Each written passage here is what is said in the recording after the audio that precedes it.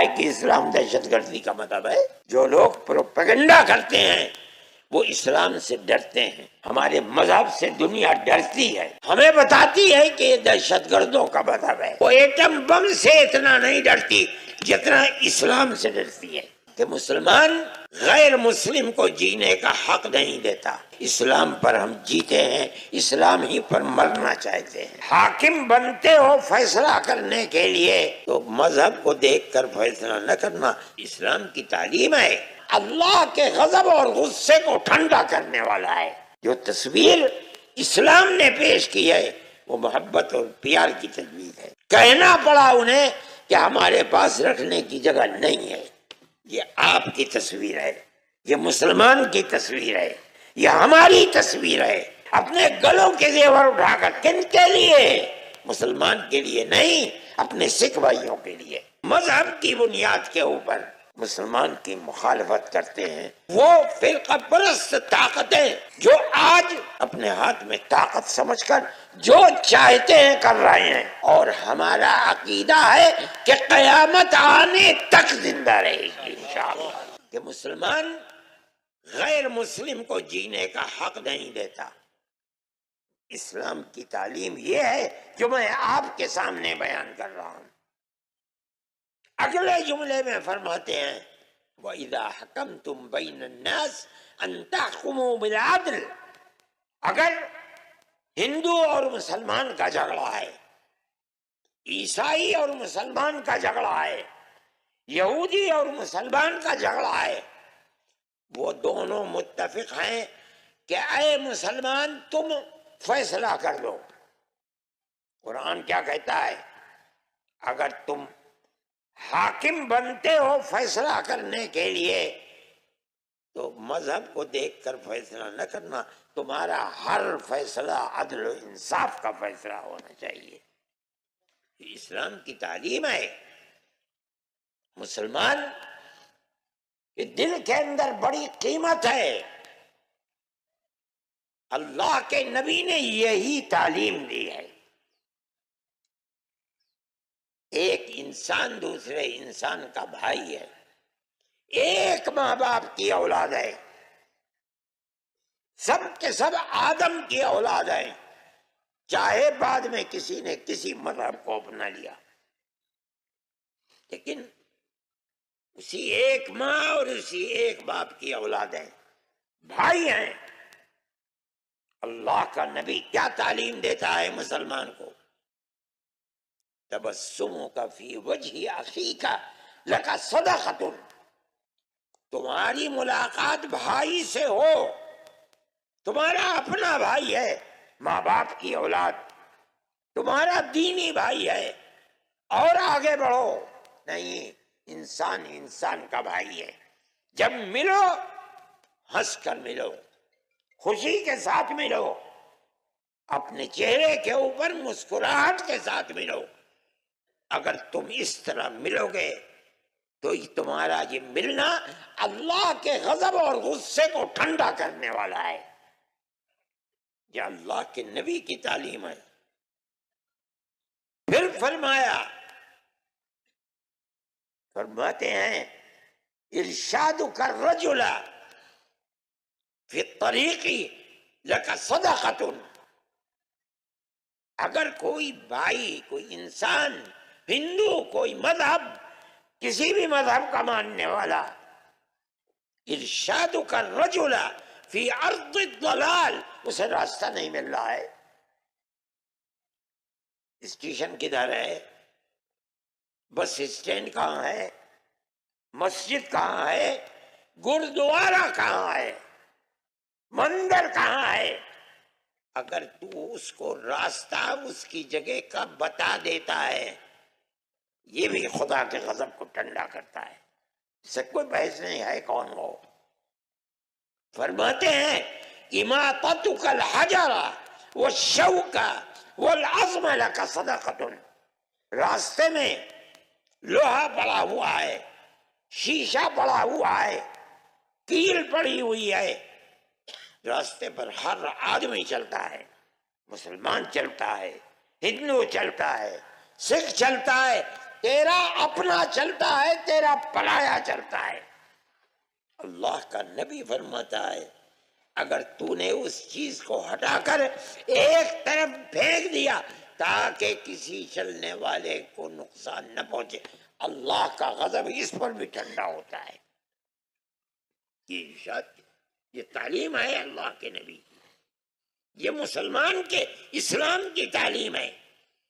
فرمایا افراغ کا من دلوی کا فی دلوی اخیک لک صدقۃ، تو اگر کنویں سے پانی نکال رہا ہے، تیرے پیچھے کوئی اور کھڑا ہے، تو پانی نکال کر اپنے برتن کو بھرنے سے پہلے دوسرے کا برتن بھر دے، مت اس پر بھی خدا کا غضب ٹھنڈا ہوتا ہے۔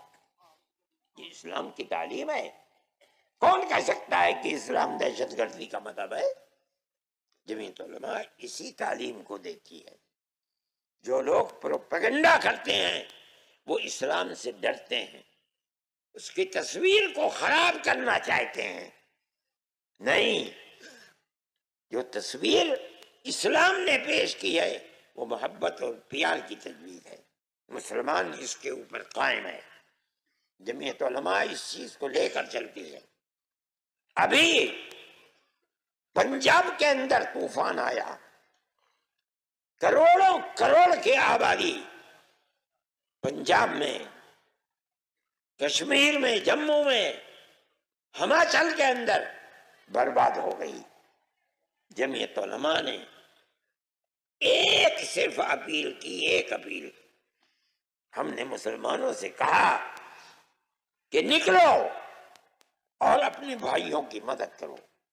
میں آپ کو مبارکباد دیتا ہوں، آپ نے پورے ہریانہ میں وہاں سے لے کر یہاں تک ہزاروں ٹرک بھر کر کے بھیج دیے۔ اس کی مثال نہیں ملتی کہیں۔ مسلمان نہیں تھے، یہ ہندو تھے، سکھ تھے، برباد ہو گئے تھے۔ اتنا سامان بھیجا، اتنا سامان آپ لوگوں نے بھیجا۔ کہنا پڑا انہیں کہ ہمارے پاس رکھنے کی جگہ نہیں ہے۔ یہ آپ کی تصویر ہے، یہ مسلمان کی تصویر ہے، یہ ہماری تصویر ہے۔ ملک کا اقتدار ہمارے پاس نہیں ہے۔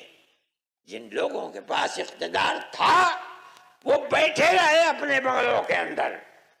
عورتوں نے اپنے کان کے زیورات نکال کر دے دیے، اپنے گلوں کے زیور اٹھا کر۔ کن کے لیے؟ مسلمان کے لیے نہیں، اپنے سکھ بھائیوں کے لیے۔ یہ اسلام کی تصویر ہے، جمعیت علماء کا یہ کام ہے۔ میں آپ سے کہتا ہوں اپنی اس پرانی تصویر کو آپ مضبوط کیجئے۔ جہاں ہیں آپ، اپنے شہر میں ہیں، اپنے قصبے میں ہیں، اپنے گاؤں میں ہیں، اپنی دکان میں ہیں، اپنے کھیت میں ہیں، پیار و محبت کے اس چراغ کو بجھنے نہ دیں۔ اور اگر بجھے گا خدا نخواستہ تو ملک کا نقصان ہوگا اور ہماری بدقسمتی ہوگی۔ میرے بھائی، آپ پیار و محبت کے اس چراغ کو بجھنے نہ دیجیے، چاہے کوئی ہو آپ کے سامنے، ہندو ہو، مسلمان ہو، سکھ ہو، پارسی ہو، عیسائی ہو۔ آپ کا فرض ہے کہ آپ پیار و محبت کی زندگی گزاریں۔ آپ اپنے بھائیوں کے ساتھ یعنی اپنے خاندان والوں کے ساتھ بھی اسی طرح رہیں، پرایوں کے ساتھ بھی اسی طرح رہیں، اپنے مذہب کے ماننے والوں کے ساتھ بھی رہیں، دوسرے مذاہب کو ماننے والوں کے ساتھ بھی رہیں، مگر اپنی زندگی کو بہترین زندگی بنائیے۔ ان لوگوں کی طرح اپنے آپ کو برباد نہ کیجیے جو مذہب کی بنیاد کے اوپر مسلمان کی مخالفت کرتے ہیں اور بربادی کے لیے چل رہے ہیں۔ میں یہ سمجھتا ہوں کہ وہ جو کچھ کر رہے ہیں ان کو اپنے ملک سے محبت نہیں ہے، نہ وہ اپنے ملک کی تاریخ کو جانتے ہیں۔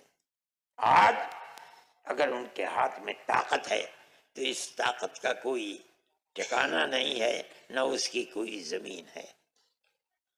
یہ تو آتی رہتی ہے جاتی رہتی ہے، ملک کے اندر اقتدار آتا رہتا ہے جاتا رہتا ہے۔ وہ فرقہ پرست طاقتیں جو آج اپنے ہاتھ میں طاقت سمجھ کر جو چاہتے ہیں کر رہے ہیں، یہ سمجھنا کہ رہتی دنیا تک یہ طاقت ان کے ہاتھ میں رکی رہے گی، اس کا مطلب ہے کہ وہ پاگل ہیں، دیوانے ہیں، دنیا کی تاریخ کو نہیں جانتے۔ لیکن پیار و محبت کی یہ تاریخ اور اسلام کی یہ تاریخ 1300-1400 سال سے زندہ ہے، اور ہمارا عقیدہ ہے کہ قیامت آنے تک زندہ رہے گی انشاءاللہ۔ جب تک اس روح زمین کے اوپر کوئی ایک آدمی بھی اللہ اللہ کہہ رہا ہے، حضرت محمد صلی اللہ علیہ وسلم کی اطاعت کر رہا ہے، ان کے دین کو مان رہا ہے، مسجدوں کو آباد رکھ رہا ہے، امانت و دیانت کا معاملہ کر رہا ہے، جب تک ہے قیامت نہیں آئے گی۔